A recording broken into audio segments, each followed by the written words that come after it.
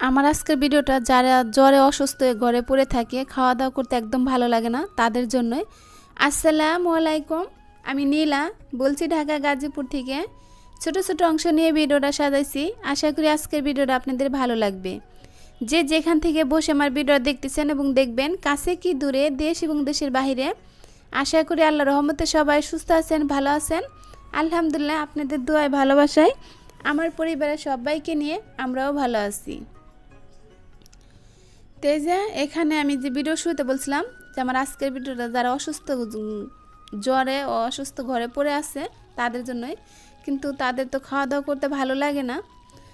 এই জ্বরের ভিতরে কিন্তু এই পিঠাটা খেতে বেশ ভালোই লাগে। আর এটা রাতের বেলা আমি চালগুলো ভিজে রাখছিলাম। আর এই যে তার সোহানে বাবা আসার পথে কিছু ডাটা নিয়ে আসছিলো, ডাটাগুলো আসলে অনেক সুন্দর, অনেক নরম ছিল। আর কিছু পাট শাক নিয়ে আসছিলো, মানে বেশ কিছুদিন ধরে বলতেছি যে পাট শাক আমি এখানে মানে আমার বাসার কাছে আমি খুঁজছি, পাই নাই। এই কারণে সে দোকান থেকে আসার সময় ডাটা আর পাট শাক নিয়ে আসছে, সাথে বালতিটাও। তো সেটা আপনাদের মাঝে একটু শেয়ার করলাম। বালতিটা কেমন হয়েছে অবশ্যই বলবেন। মানে এটা একটা পাউডারের সাথে পাইছে, গিফট পাইছে পাউডারের সাথে, কাপড় দেওয়ার যে পাউডার। আর এখানে কি কি চাউল নিয়েছি, এখানে ভাত রান্নার যে খুদের ভাত যে রান্না করি সেই খুদটা নিয়েছি, সেদ্ধ চালের আতক চাল দিয়েছি, সাথে খেসারির ডাল দিয়েছি। আর এই দেখতে পাচ্ছেন কতগুলো কাঁচামরিচ নিয়েছি, আর রসুন আর পেঁয়াজ। এভাবে সব কিছু আমি ব্লেন্ডার করে নিব। এই পিঠাটা কিন্তু ঝালঝালি খেতে ভালো লাগবে, কারণ যারা অনেক অসুস্থ জ্বর তাদের জন্য, তাদের খেতে কিন্তু ভালো লাগে না, মুখটা সেদ্ধ হয়ে যায়। তাই এই গরম গরম এই পিঠাটা বানাই খেলে কিন্তু অনেকটা মুখে রুচি ফিরে আসবে। এই কারণে বলছি যে আজকের ভিডিওটা যারা জ্বরে অসুস্থ হয়ে পড়ে আছে, খাওয়া দাওয়া একদম ভালো লাগে না, তাদের জন্য আমার আজকের ভিডিওটা।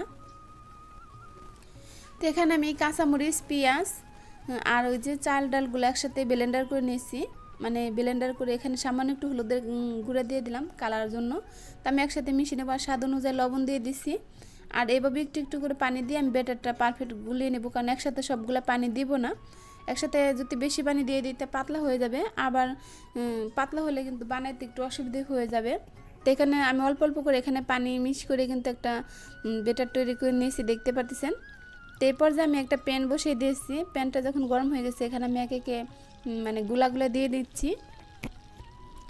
যারা এইভাবে এই মরিচ পিঠাটা বানায় না খাইছেন, অবশ্যই আমার রেসিপিটা ফলো করে আপনারা বানিয়ে খেয়ে দেখবেন, অবশ্যই ভালো লাগবে। আমার কাছে তো বেশ ভালো লাগে, আমার ঘরে সবাই পছন্দ করে আমার কাছে এই মরিচ পিঠাটা।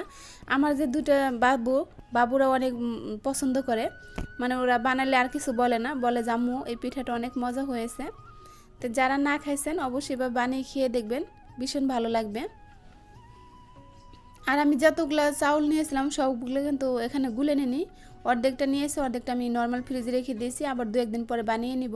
কারণ একসাথে অনেকগুলো পিঠা হলে কিন্তু খেতে ভালো লাগবে না, গরম গরম খেতে ভালো লাগে, ঠান্ডা হলে বেশি একটা মজা লাগে না, এটা গরম গরম অবস্থায় বেশি ভালো লাগে।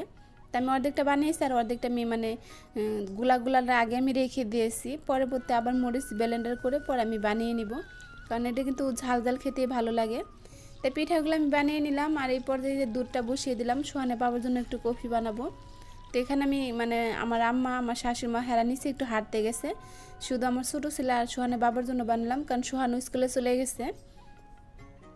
তো এখানে আমি কফি নিয়ে নিচ্ছি, সোহানের বাবারটা আমি কফি বেশি করে দিলাম, আর পিচ্ছি ছেলেরটা মানে শানেরটা আমি কফি অল্পই দিয়েছি, ওটা বেশি করে দুধ দিয়েছি, কফিটা দিছি কারণ না দিলে তো আবার কান্নাকাটি করবে, যিনি কফির একটা ফ্লেভার পায় এটাই। তা আমি ওটাই বেশি করে দুধ দিছি, দেখতে পাচ্ছেন কফির কালারটাই, মানে ওটা কিন্তু দুধ বোঝাই যাচ্ছে। আর বাবারটা দেখতে পেলেন কেমন বোঝা যাচ্ছে। এখানে আমি কফি বানিয়ে নিলাম, এখানে আমি কোনো চিনি ব্যবহার করিনি, কফির যে মিষ্টিটা ওইটাই আমি রেখেছি, কারণ কফি বেশি মিষ্টি খেতে ভালো লাগে না, কফির যে একটা ফ্লেভার, কফির যে একটি ওইটাতে খেতেই ভালো লাগে। তা আমি কিন্তু নাস্তাটা সোহানে বাবাকে দিয়ে দিয়েছি।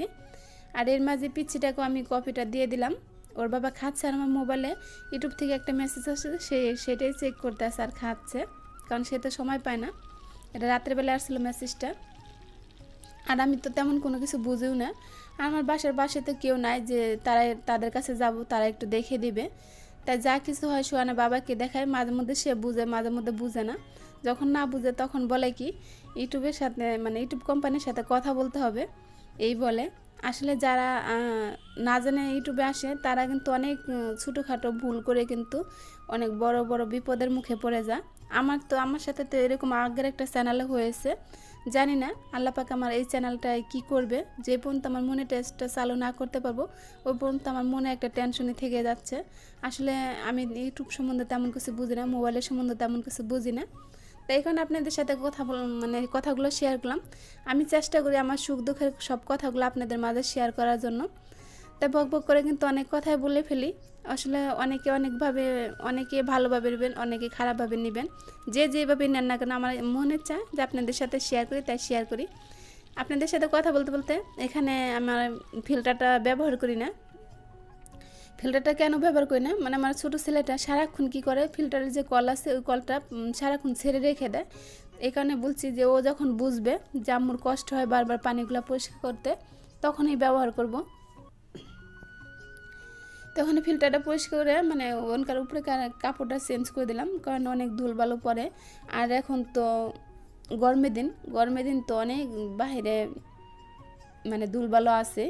এদিন বৃষ্টি একটু কমছে, আর বৃষ্টি যখন ছিল না তখন তো বেশ ভালোই ধুলবালু ছিল। দরজা জানলা লাগা রাখতে পারি না, শীতের দিন তো দরজা জানলা লাগানো থাকে, অতটা ধুলবালু আসতে পারে না।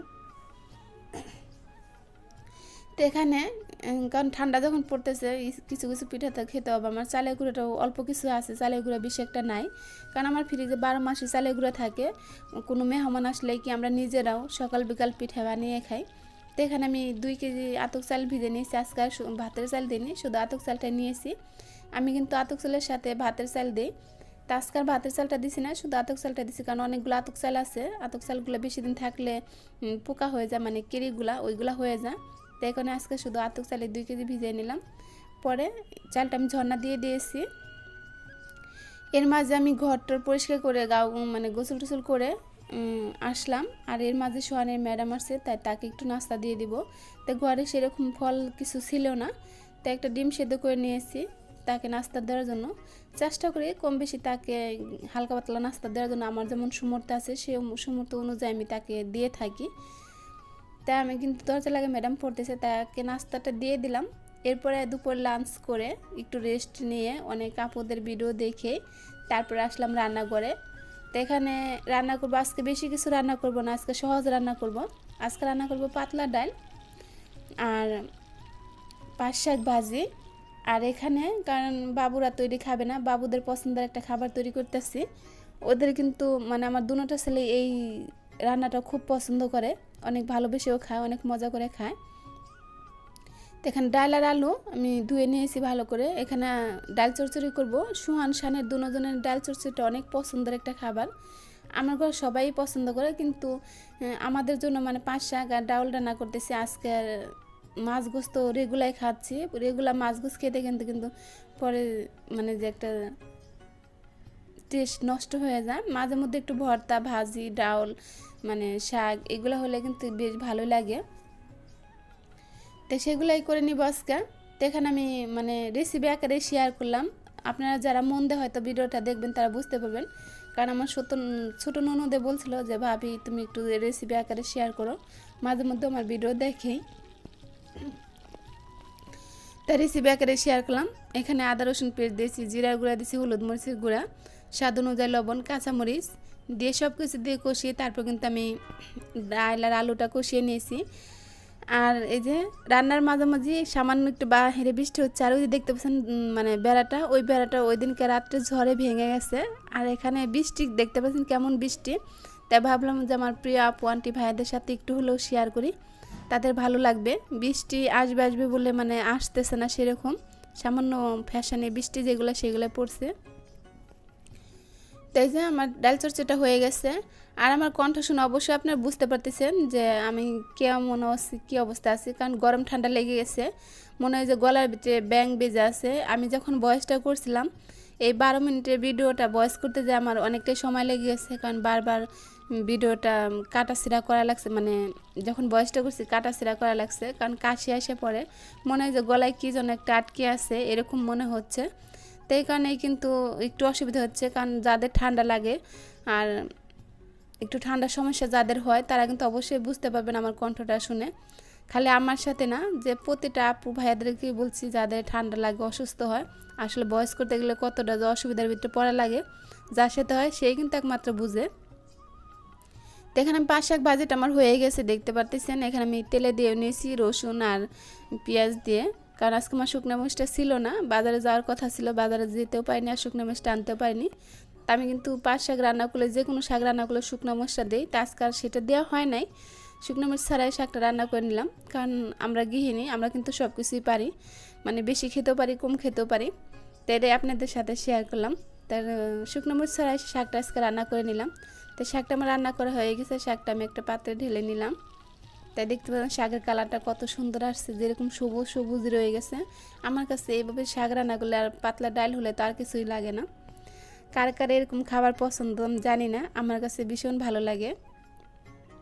তাই ডালটা আমি আগে বসিয়ে দিয়েছিলাম, ডালের সাথে কিন্তু আমি মানে শাকটা ভাজি করে নিলাম, অন্য পাশে ডাল হচ্ছে, আর ডাল চচ্চড়িটাও করে নিয়েছি। তাই এখন ডালটা আমি বাগার দিয়ে দিয়ে দিলাম জিরা আর আদা রসুন, মানে রসুন আর পেঁয়াজ ছেঁচে নিয়েছি সেটা দিয়ে দিলাম। আর এখানে ফিরিঙ্গি হয়তো অনেকেই চিনবেন না, তো এখানে কিছু ফিরিঙ্গি দিলাম। ফিরিঙ্গি দিলে কিন্তু ডালটা বাগার দিলে অনেক ভালো লাগে। তা আমি ফিরিঙ্গি দিয়ে ডালটা সবসময় বাগার দিয়ে থাকি। আর আগে সোহান বাবা খেত না, এখন কিছু বলে না, আগে মানে দিলে কি করতো, বেছে বেছে ফেলে দিতে হয় না, আর কিছু বলে না। আর দেখতে পাচ্ছেন ডালের কালারটা কত সুন্দর আসছে। মানে আমি আজকে টমেটো দিয়ে ডাল রান্না করছি, আজকে আম দিইনি। আম দিলে হয় কি, মানে ঠান্ডা ঠান্ডা ভাব, এই কারণে আম দিলাম না। গরম বেশি পড়লে আম দিয়ে ডাল রান্না করলে ভীষণ ভালো লাগে। আজকে ঠান্ডা ভাব দেখে আজকে শুধু টমেটো দিয়ে রান্না করেছি ডালটা। আর এই যে এখানে সোহানের বাবা আরও 3-4 দিন আগে এই বাদামগুলো আনছিল, আমার আর স্মরণ ছিল না।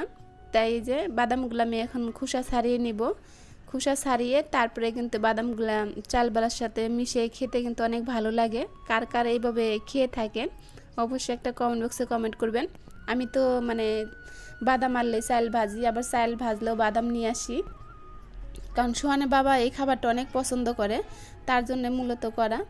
কিন্তু আমি যখন চাল বাছলাম সে তো জানে না যে আমি চাল বাছি, সে কিন্তু বাদাম এমনি খাওয়ার জন্য নিয়ে আসছে। তাই বাদামগুলো খোসা ছাড়িয়ে নিলাম, আর এই যে কিছু চাল বাজা ছিল সেটার সাথে মিশিয়ে এখন আমরা সবাই খেয়ে নিব। অনেক ভালো লাগছিল। তো আজকের ভিডিওটা মানে কেমন লাগলো, ভকভক করতে অনেক কথা বলে ফেললাম, আমার কথায় ভুল টুটিলে ক্ষমা দৃষ্টিতে দেখবেন। আর দিন শেষে যে কথাটা বলি, সবাই ভালো থাকবেন, সুস্থ থাকবেন, সবাই সবার ফ্যামিলির জন্য দোয়া করবেন যেন সবাই ভালো থাকে, সুস্থ থাকে। কারণ ইউটিউবে অনেকের পরিবারে দেখি সবাই অনেক অসুস্থ, তাই সবাইকে আল্লাহ পাক সুস্থ রাখুক, ভালো রাখুক। এখান থেকে বিদায় নিচ্ছি, আল্লাহ হাফেজ।